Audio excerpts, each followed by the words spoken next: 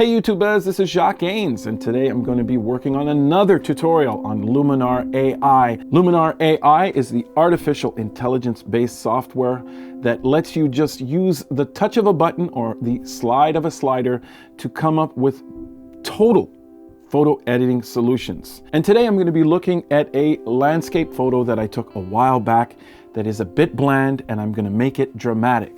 So stay tuned. So today I'm going to edit a landscape, and this landscape was just, I don't know, something about it. I mean, I took it with a good camera, an X-T2 and the 18 to 55, 2.8 to 4. It's a great lens, great camera combination, but I know something about the day and the haze in the air wasn't that great. So I just want to show you the photo itself. There it is. It is a landscape. Now, using templates, what I'm going to do is go over to here. And if you guys want to get into how templates work, you can check out the video. I will leave it at the end plate on this video, or you can check out the link in the description. But here we go. We go into templates. Now, as soon as I open templates, you'll have for this photo right here, and you're going to be offered a whole bunch of different types of templates for each thing. Now, what I'm going to do is go right over here. I'm going to give me a second. I'm just going to go here and pick easy landscapes. When I pick this tab underneath, there's a bunch of different types of landscapes that pop up, presets with all types of edit decisions. Let's go through them really quick and see what we got. That's long exposure. Look at that. That was quick. Okay, we go sunset. Clean light. That's very nice. The clean light, it just did something with the water. The water pops. Noirscape. That's black and white. Forest stream, which is not bad. Snowfall. But what I'm going to do here is play with, you know what? I'm going to go to easy landscapes and go forest stream, because we got the forest, we got the stream. The stream is quite big though. That's the Jacques River. Where I live, there are rivers everywhere. Freshwater everywhere. Over 1 million lakes in just the province of Quebec, Canada. Okay, so what we're going to do with this is we're going to go and start editing within this template. Certain things have already been applied, as you can see with the little dots here: light, enhance AI, structure AI, and color. In the portrait tab, nothing has been affected, which makes sense. Creative tab, nothing has really been affected, but here a lot of stuff has been affected. So let's go into light, play with the temperature. You can, as you move it towards the warmer side, you might get something that's more folly, but I will leave it around where it was. I'm going to bring my exposure down just a tiny bit, because later on I'm going to be playing with haze, and I'm going to be playing with sunlight. So there we go. Light right there. Enhance AI. You can bring that up. I'm going to bring it up because I really want it to pop. Sky enhancer, which can play with sky enhance. And it'll just go affect the sky. Now, I want to check something out here.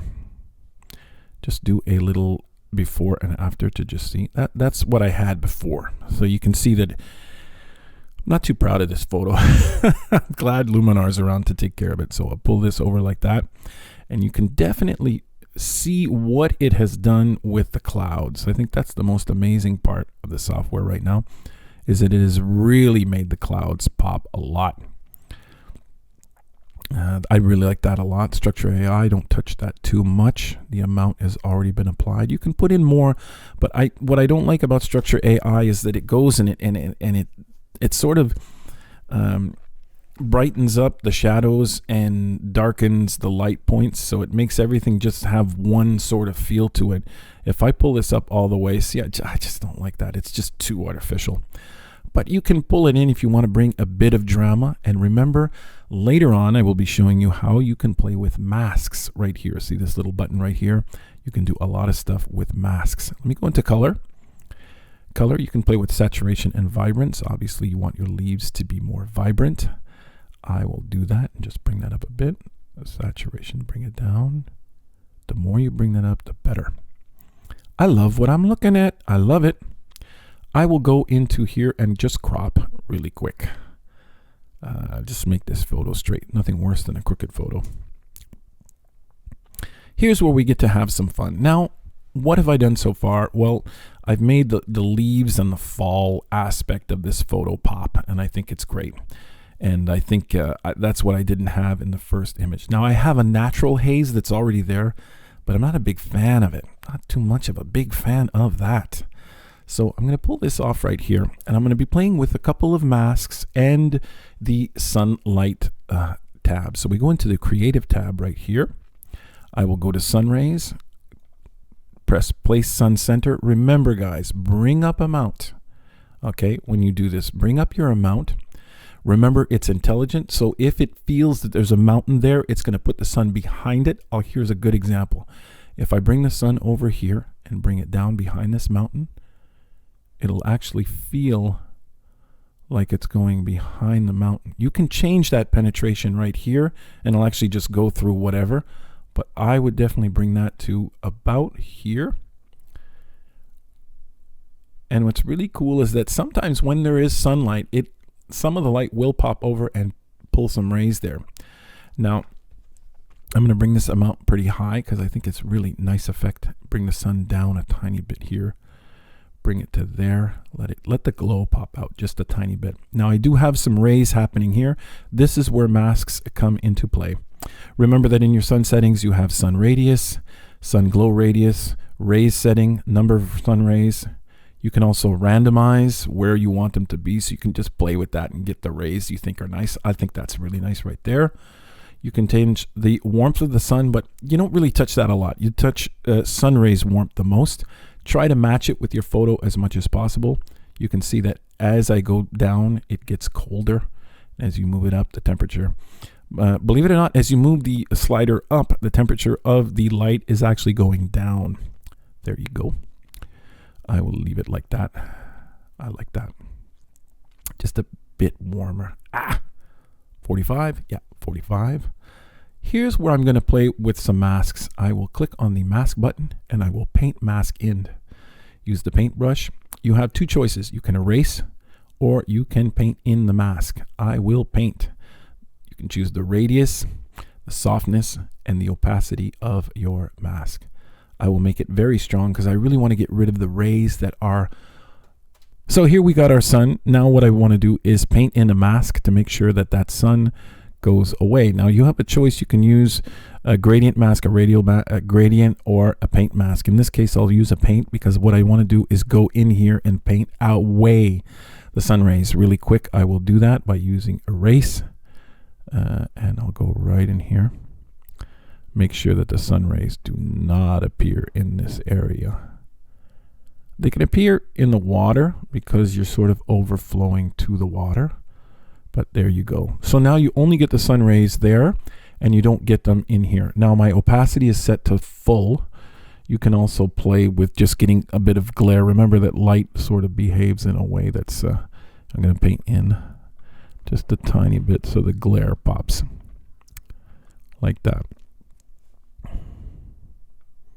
And change the radius of your brush, make it smaller, and then zoom in and move over your stuff and come in here and put some more glare in like there. Really cool. Very nice. I like that. I like that a lot. I'll pull away from my mask. I'll go back to place sun center and I'll bring that up a bit. I really like what's happening with this shot. It's looking good. If you want to look at it and see what it looks like, make sure you unclick this so that the sun center. You can also replay with that sun center where you want it. Remember, the mask stays where it is. That's quite cool. That's quite cool. I like that. There you go. Now, what I will also do is go into atmosphere.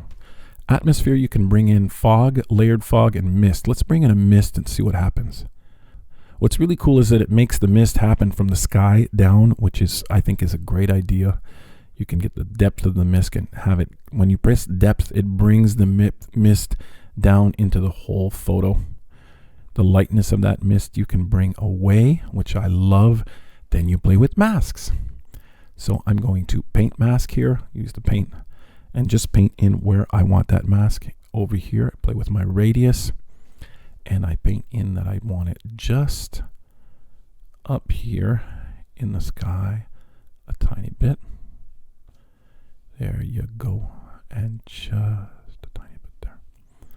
Just a tiny bit in the mountains to make it, you know, sort of look like something dramatic is happening. The last thing I'm going to put into this image in landscape is my mood, and this is really cool. Now, a LUT is a color lookup table, LUT.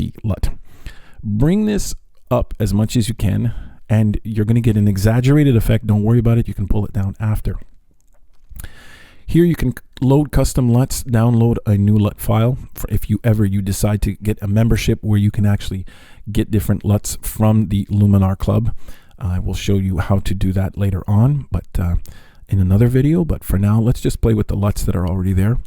What's really cool about Luminar as compared to Photoshop is as soon as you just hover over the LUT, you get to see it. Los Angeles. Wow, that's really nice, Los Angeles. Palm Springs, that's a bit crazy. Riverside. This is beautiful. I'm going to go for San Diego just because of the blueness. I like that it brings in the dreamy. Now, it's a bit strong right now, so you can bring it down a bit. Bring it down. What I'm going to do is bring it up, and believe it or not, I'm going to bring it up a lot because I'm going to try to get this water to be blue, but I'm going to mask this LUT. So I'm going to go paint in the mask, and I'm just going to paint it in the water. There you go.